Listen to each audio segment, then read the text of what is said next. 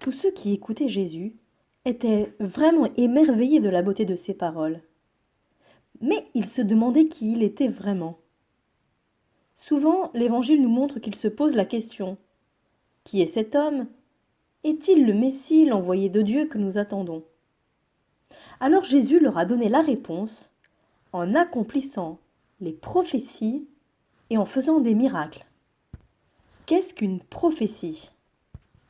Des centaines d'années avant la venue de Jésus, des hommes pieux, appelés les prophètes, avaient reçu des messages de Dieu pour les hommes, qui leur permettraient de reconnaître le Sauveur quand il viendrait sur la terre.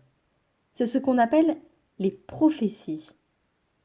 Une prophétie, c'est donc l'annonce d'événements futurs que seul Dieu peut connaître à l'avance.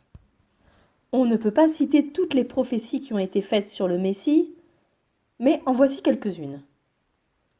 Le prophète Michée avait annoncé que le Sauveur naîtrait à Bethléem. Le prophète Daniel avait prédit l'époque de sa naissance. Le prophète Isaïe avait dit qu'il naîtrait d'une vierge et qu'il serait descendant du roi David. Le prophète Osée avait annoncé la fuite en Égypte.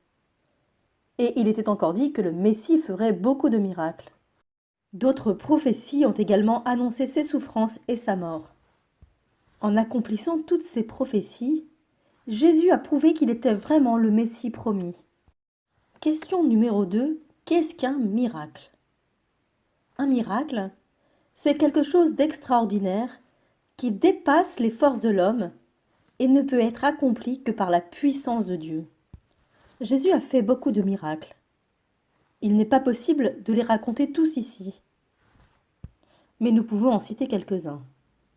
Il a fait des miracles sur la nature, comme le jour où il a ordonné à la mer de se calmer alors qu'il y avait une grande tempête, et aussitôt la mer s'est calmée.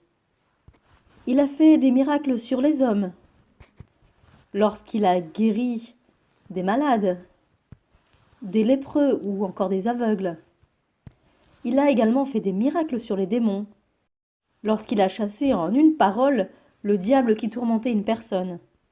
Il a même fait des miracles sur les morts.